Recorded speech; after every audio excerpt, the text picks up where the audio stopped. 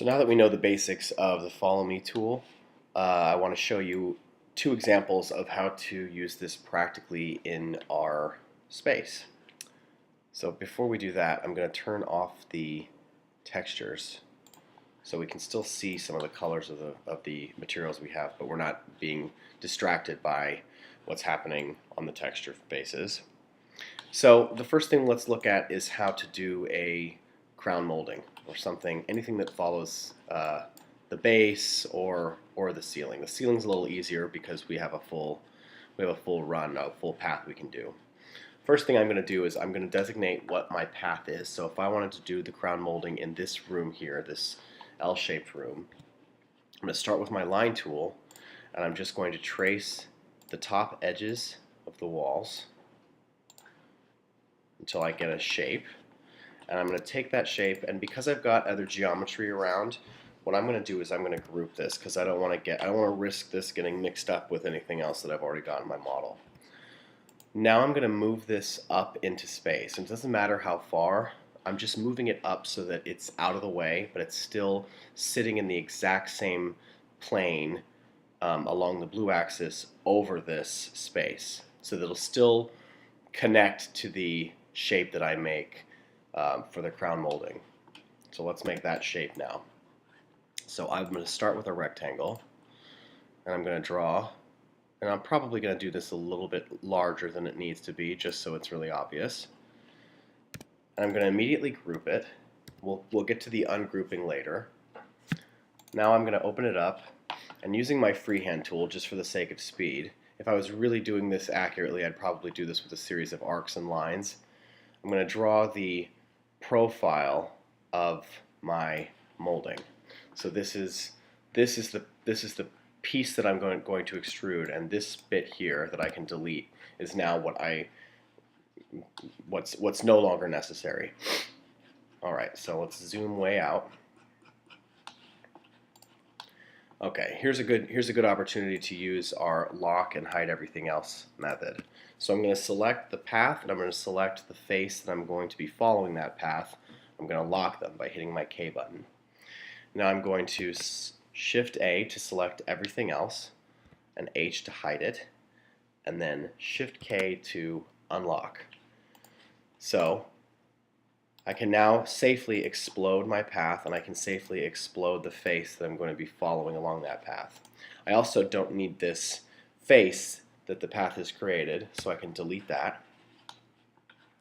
So last but not least, I select my path by double-clicking on it, and I simply, at this point, because this is already ungrouped or exploded, I simply go to my Follow Me tool and click once on the face of that molding profile. Now I can delete the path, so the path is no longer necessary. And now what I have is an extruded crown molding that I can triple click to group, and when I unhide the rest of my model, I can see that my crown molding is in place. What I would do if I'm doing a large-scale project is I would create an area off to the side where I might have a group of moldings that are typical for the whole project. So let's go ahead and just draw something kind of wild over here. So this might be my typical crown, and then I would have the base, and if I had a chair rail or anything like that, I would have all of that stuff saved over here. And then every time I need to use it, I would make a copy of it, bring it to where it belongs, and as you can see, it's a little comically large for this space, but that's fine. I would bring it along to where I need it. I would then make my path for that room, make it a group, move it up into space. Then I would isolate those. Whoops. So I've got those two guys locked.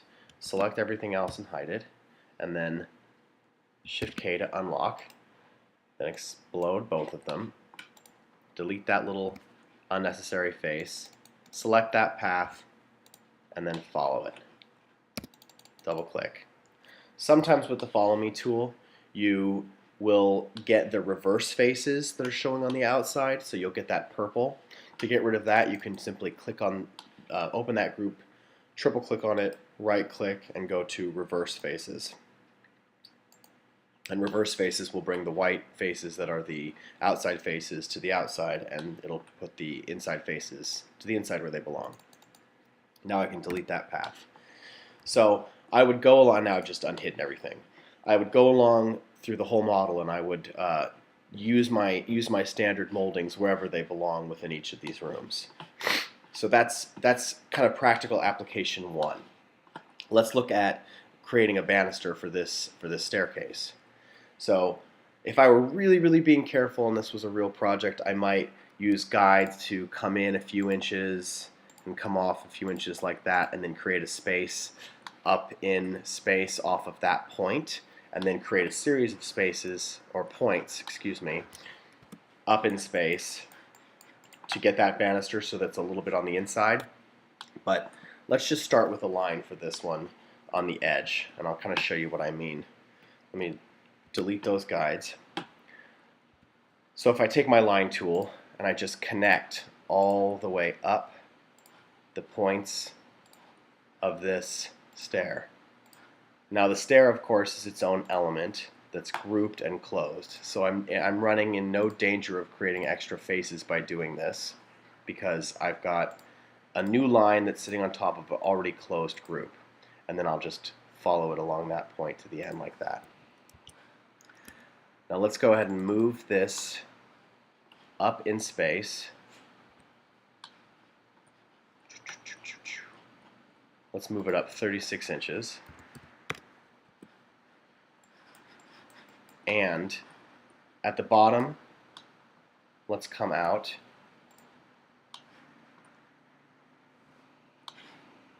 well here, that's a little dangerous. I'll use a guide to come out a little bit.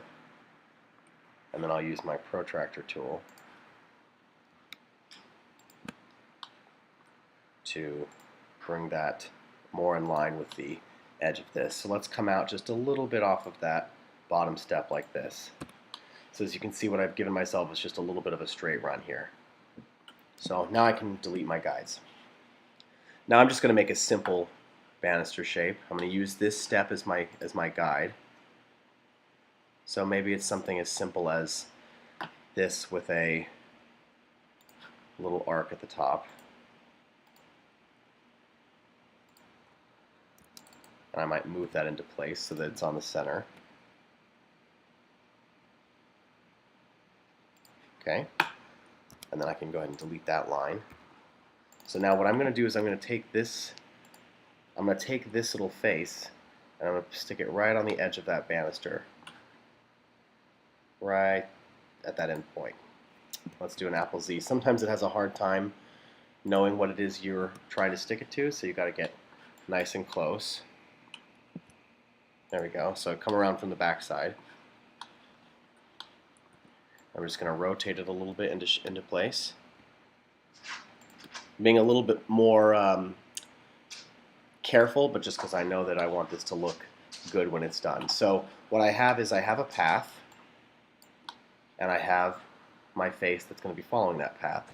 So if I double click on the path, then get nice and close, and then click once on the Follow Me tool on the face of that path, on the face of that shape that's following the path, what I get is I get a shape that follows the path all the way up. A little bit crude, but if I triple click on it and then do a soften smooth edges and bring the edges all the way down, I'll lose all those little segments as it goes up. So there are two quick examples of how to practically use the Follow Me tool in your model.